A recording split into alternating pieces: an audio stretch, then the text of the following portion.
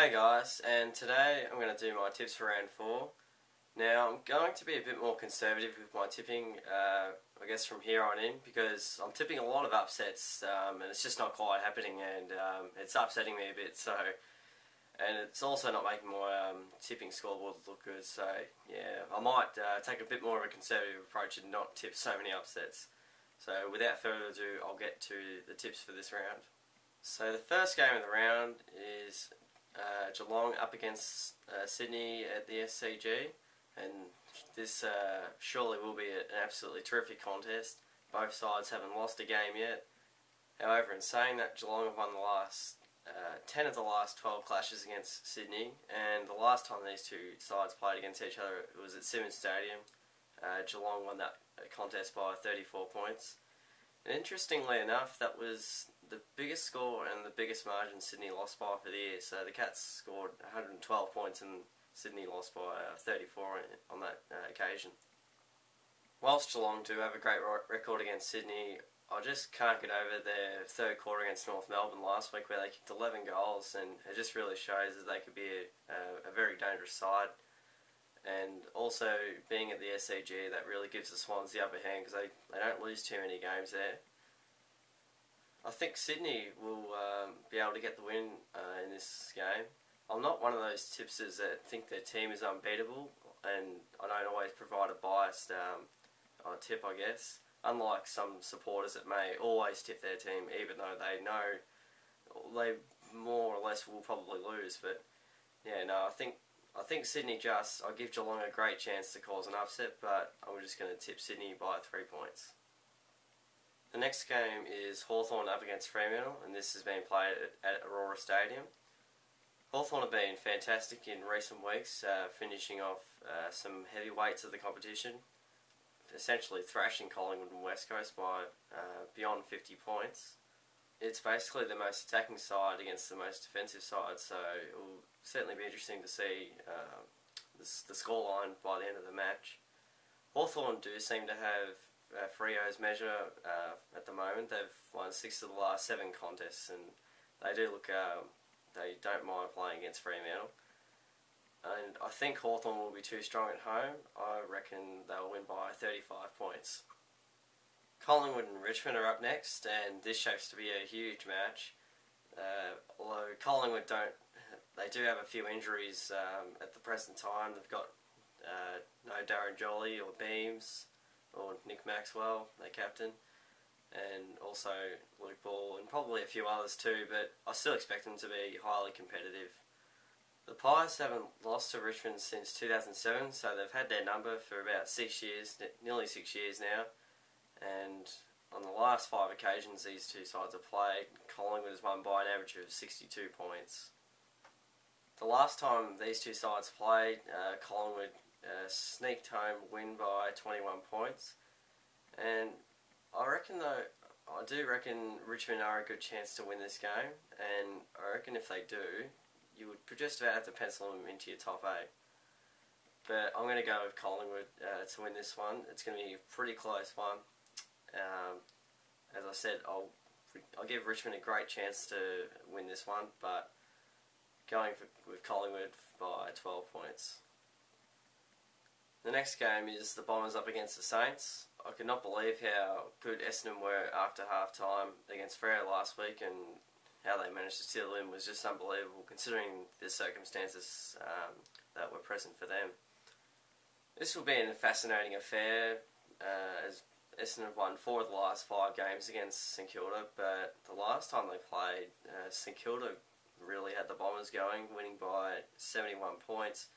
But I guess at that point, Essendon had a lot of injuries at that stage in that part of the season, but still it's a pretty comprehensive victory there.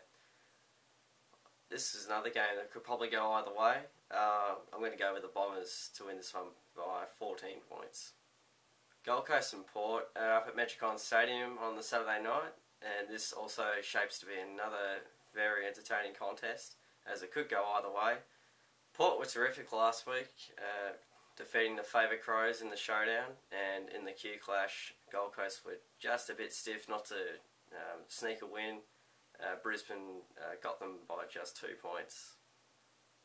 Last time these two sides played against each other, it was early on last year.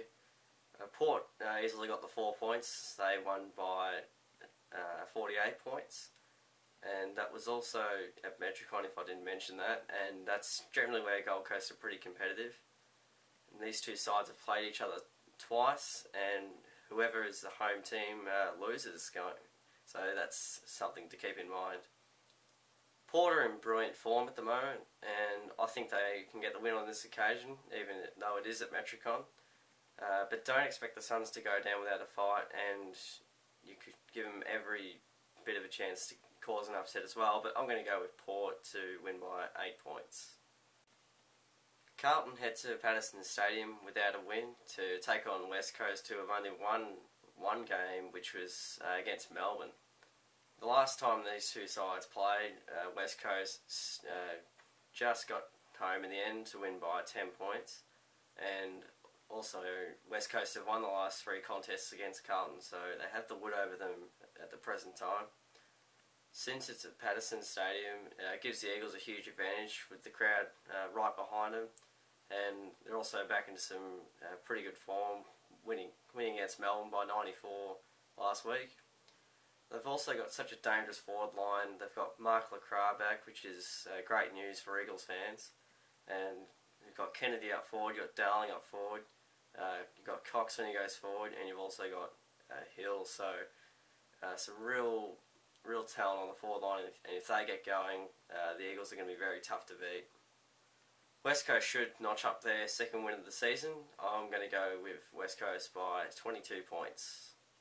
The winless Giants go to the MCG this week to play the winless Demons, and both teams will be keen as mustard to get a win on the board.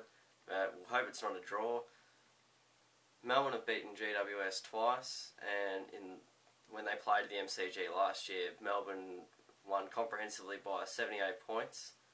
And with that in mind, Melbourne haven't lost to a Sydney team at the MCG since 2006, so that's quite an astounding stat, and that could well work in their favour. If Melbourne lose this game, well, they're going to be in real trouble, even though they already are, but they just have to get this win for their supporters and just for a bit of pride in the jumper. I think they'll win by 36 points. Adelaide hosts the Western Bulldogs at AAMI Stadium on the Sunday. And these two sides have started off quite poorly. They've only won 1 out of their 3 games. And the last time these two sides played against each other, Adelaide won only by 3 goals last year, which was at Adelaide also. The Bulldogs really do love playing in Adelaide.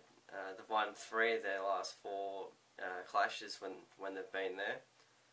And if their alarm bells aren't already sounding, well, they will be sounding if the Crows can't get across the line against the Doggies. They should be able to get home at their home ground, surely, even though they had a poor first week against the Bombers at their home ground. But I'm going to go with the Crows by 25 points. The last game of the round is North Melbourne hosting the Brisbane Lions at Etihad Stadium. This is a huge match for both sides. North would want to be getting on the winners list after losing their first 3 games to 3 of the competition's heavyweights. Last year when these two sides played at Etihad, North won by 16 points. And in recent times there has been some close encounters, so they always put on a quality contest in Melbourne. The Roos should notch up their first victory here, and if they can't, well, finals looks all but gone. But they love playing at Etihad, so I'm going to go with North by 19 points. So those are my tips for round 4. I've tipped no upsets this week, and hopefully I'll go alright, but I'm sure there's bound to be at least one upset. Feel free to put your tips in the comments. Like the video if you enjoyed it. Thanks for watching, and I'll see you guys all soon.